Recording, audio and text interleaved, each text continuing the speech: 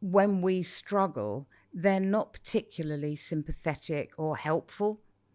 They're certainly not helpful. The comments that they make are very unhelpful. I remember many, many, many years ago, and you've probably heard this before, I've probably told you before, or it's certainly on my website, where I was out for dinner with the family. My brother wasn't married at the time. He was going out with a previous girlfriend. And when it came to desserts, I desperately wanted to order a tiramisu. Desperately. She just turned to me and said, "But Mel, you know what it tastes like. You've had it before. Why do you need it now?" I've never forgotten her saying that to me.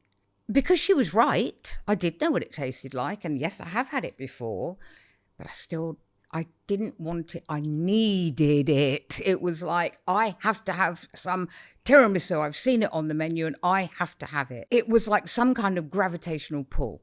I think we will always struggle with those internal conversations, those internal needs. But it would be nice if we could somehow let people know that obesity is a disease and an addiction rolled into one. It isn't easy for us to just say no, to just go on a diet. For those of you who know me know how I feel about diets per se. If it was, there would be no obesity. If everybody in the world could just say no, there would be no such thing, no disease called obesity. If alcoholics could just say, "No thanks, I don't want another drink," there would be no alcoholism.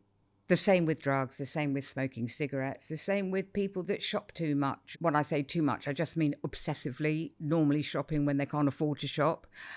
Addiction comes in all shapes and forms. And the point about it is we feel like we are not in control. That's different to feeling out of control. Saying out of control would kind of conjure up an image of some kind of mania. And that's not what I mean. I mean that we don't feel like we actually have that control that we need. That's quite a big realization, because when you feel that you don't have the control for such a long time, for many, many, many years, you behave in a way that can accommodate that feeling of not being in control. What do I mean by that? If Joe Public sit down for a meal, they've eaten their quota, they feel full up, and somebody says, "Do you want a coffee?" No, I'm full up.